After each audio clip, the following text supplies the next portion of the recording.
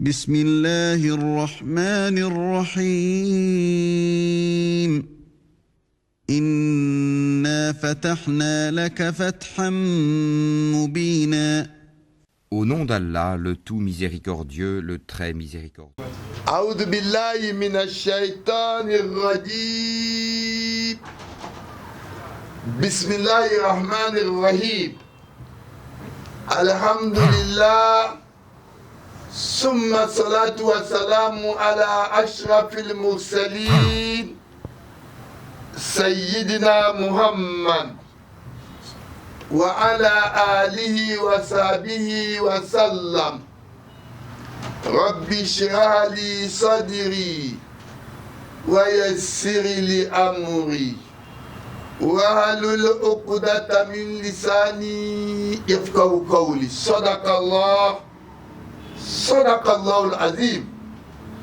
Chers croyants et croyants en Allah, nous voici encore ce jour, samedi 26 juin 2025, une fois encore avec notre essai d'interprétation des versets du Coran.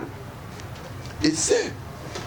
Parce qu'elle a dit Huwa allazi anzala alayka al-kitab minhu ayatun muhkamatun ummul kitab wa ukharu mutashabiha فأما الذين في قلوبهم مرض أو زيغ يتبعون ما تشابه من ابتغاء الفتنة وابتغاء تأويله وما يعلم تأويله إلا الله.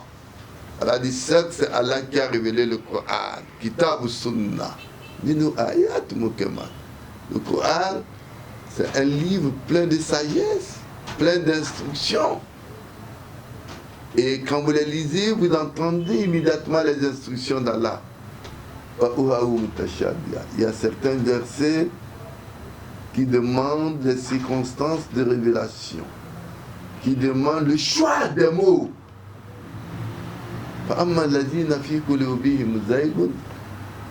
Et qui, les circonstances de révélation et le choix des mots, qui devient le tahawil. Mais ceux qui sont animés des intentions subjectives essaient de mettre, de faire la passion dans l'interprétation, ceci pour créer la fitna. Wabtiga at-ta'wil, pour créer les difficultés dans la compréhension de ces versets. Elle a dit وَمَا يَعْلَمُ تَأْوِيلَهُ إِلَّا اللَّهُ. En dehors d'Allah, personne ne peut interpréter ces versets. Musulmans, mes frères, chers croyants en Dieu, notre essai d'interprétation, nous avons fini le samedi passé avec Surat Muhammad, où Allah subhanahu wa ta'ala nous a parlé du comportement, de l'attitude de certains musulmans quand l'ordre était arrivé de combattre, où l'ordre a été prescrit de faire une guerre défensive. Au cours de cette interprétation, nous avons expliqué le comportement de certains. Nous avons évolué sur la résolution des affaires. En islam, Dieu veut de nous, quand vous faites confiance, quand vous prenez une résolution, faites confiance en Dieu. Et Allah a mentionné l'importance des liens de parenté qu'on ne doit pas rompre en islam.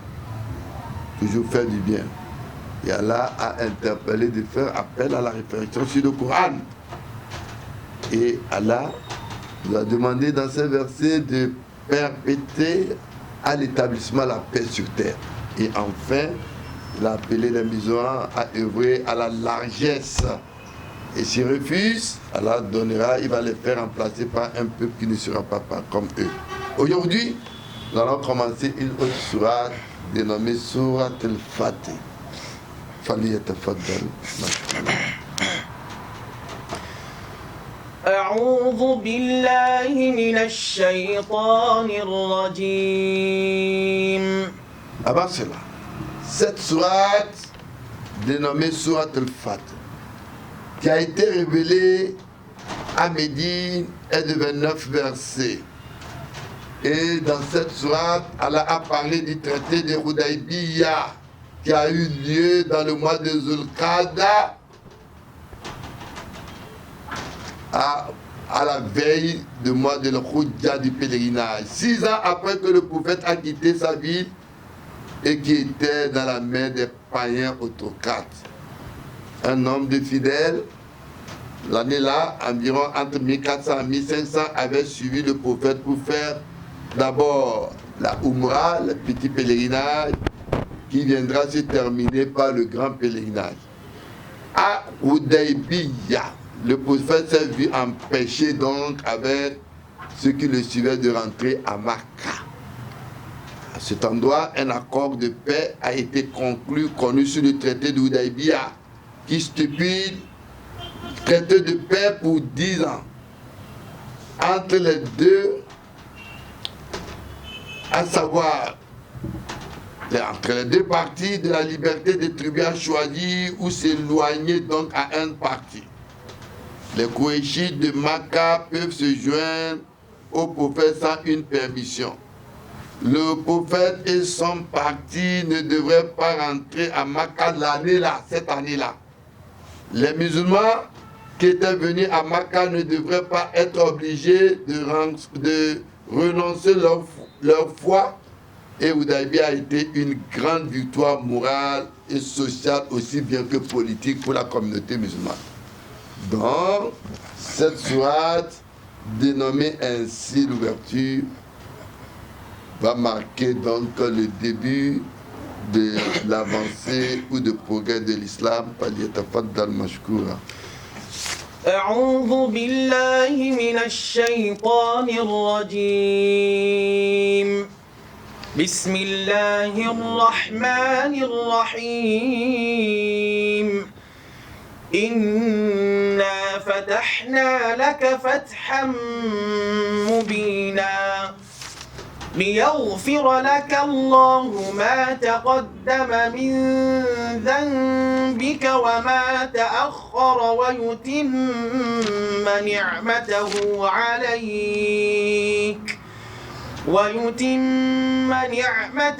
عليك ويهديك صراطا مستقيما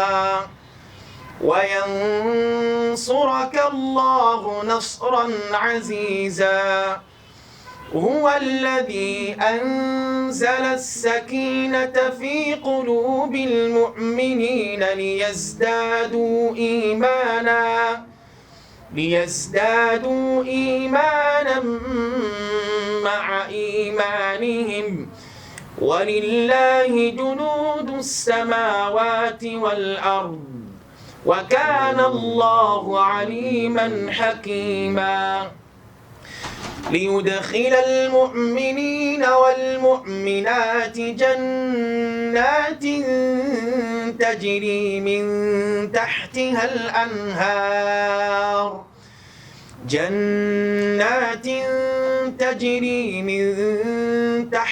الأنهار خالدين فيها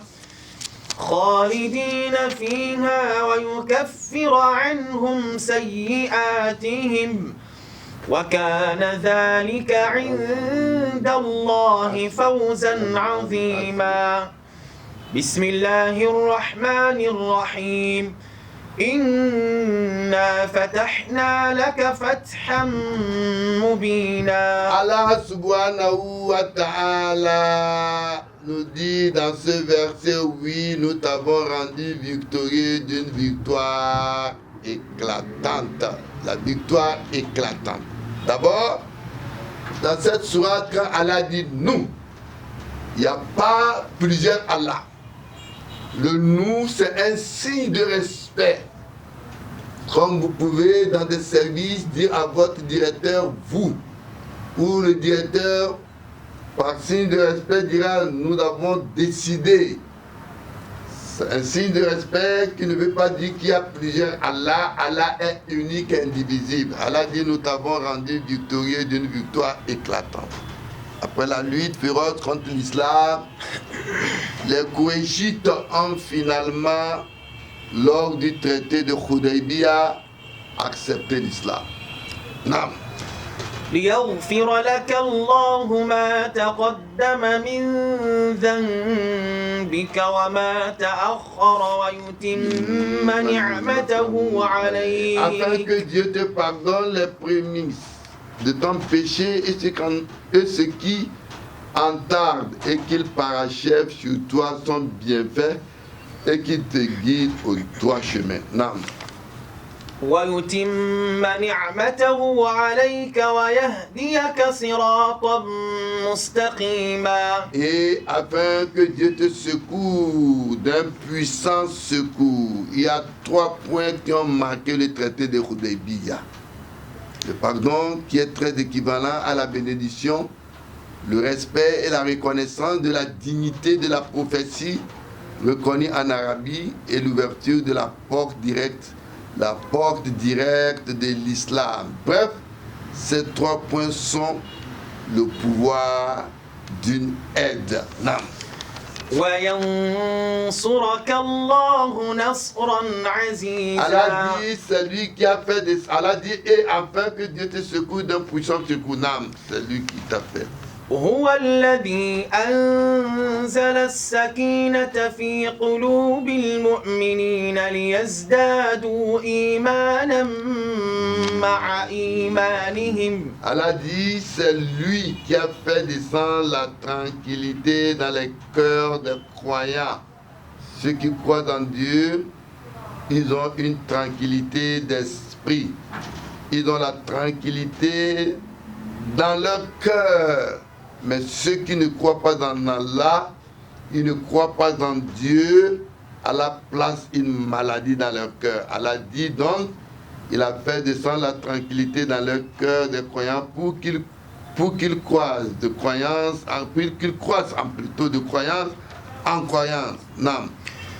ولله جنود السماوات والأرض وكان الله عليما حكيما. À Dieu les armées des cieux et de la terre, et Dieu demeure savant et sage. Ici, en dehors de la force naturelle pour lutter, il y a une force spirituelle qui accompagne les croyants sous le commandement de Dieu.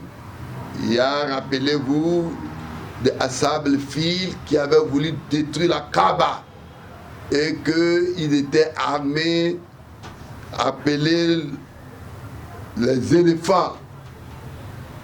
Cette armée était tellement puissante avec les éléphants qu'Allah, pour alors les anéantir, a envoyé d'autres armes qui ne voyaient pas Taremi, qui les a détruits à travers des cailloux qui sont venus du paradis. Donc, Allah nous fait comprendre qu'en dehors de la force naturelle pour lutter, il y a une force spirituelle qui accompagne ceux qui croient en Dieu sous le commandement de Dieu. Non. ليدخل المؤمنين والمؤمنات جنات تجري من تحتها الأنهار. Pour faire entrer croyants et croyants dans les jardins sous quoi coulent les ruisseaux où ils demeureront éternellement. خالدين فيها ويكفر عنهم سيئاتهم. Et pour leur effacer leurs méfaits. وكان ذلك عند الله فوزا عظيما. Et voilà un grand énorme succès auprès de Dieu.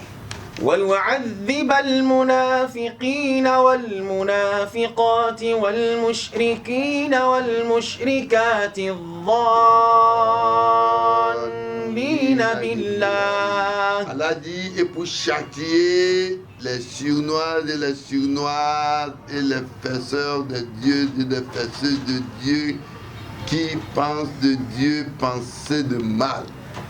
الظانين بالله ظن السوء عليهم دائرة السوء Donc, les faiseurs de Dieu qui pensent de Dieu, pensaient de mal à eux le mauvais tour, et Dieu est en colère contre eux. وغضب الله عليهم ولعنهم وأعد لهم جهنم وساءت مصيرا. À eux le mauvais tour, et Dieu est en colère contre eux, il est maudit et leur prépare la géhenne, et qu'elle est mauvaise en tant que devenir ou devoir.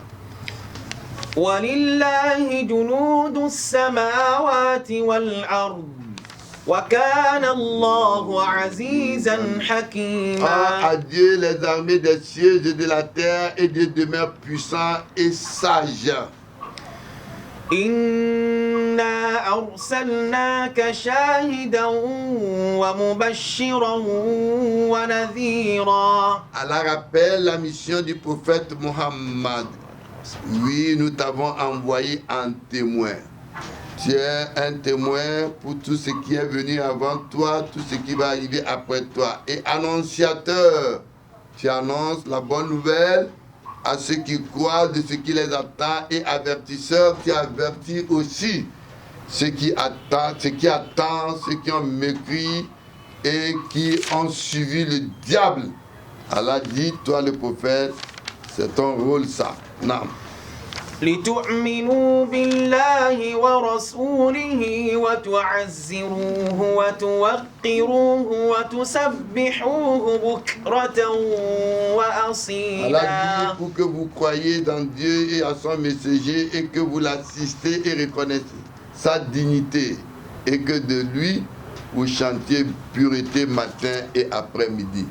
La pureté de Dieu, les anges ils entourent le trône d'Allah et ils chantent toujours la pureté de Dieu à chaque instant. Alléluia, alléluia. Ils chantent pureté de Dieu. Non.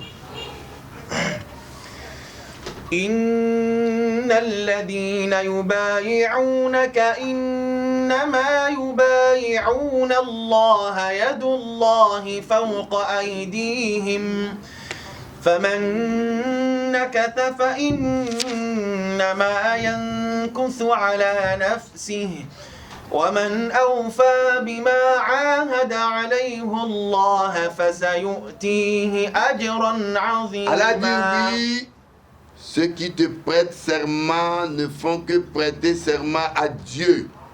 La main de Dieu est au-dessus de leurs mains. Quiconque viole le serment, donc ne viole qu'à son propre détriment, et quiconque remplit ce en quoi il a fait un pacte avec Dieu, alors il lui apportera bientôt un énorme salaire. Le baya, ou la baya, était le fait qu'au temps du prophète, ils avaient mis leurs mains les uns sur les autres, et la main du prophète pour assurer le respect de l'engagement envers le prophète au moment où les musulmans avaient fait face à des difficultés. C'est pourquoi Allah dit wa in takunu wa in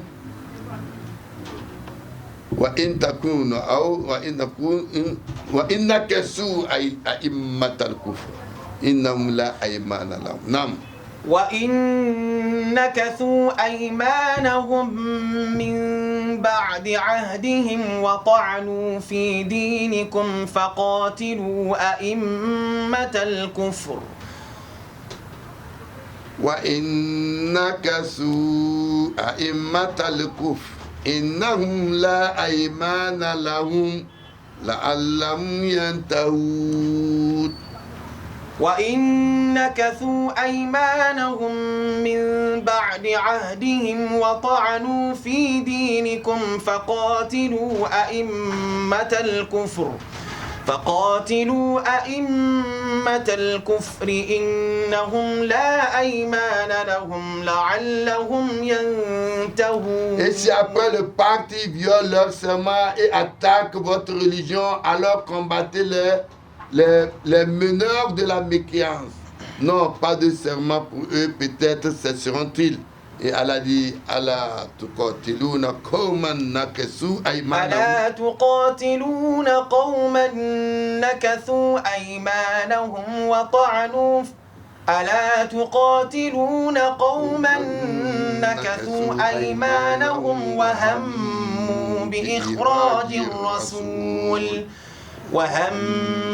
بإخراج الرسول وهم بدأوكم أول مرة أتخشونهم فالله أحق أن تخشوه إن كنتم Allah dit, vous combattez, n'est-ce pas, un peuple qui a violé ses serments et voulu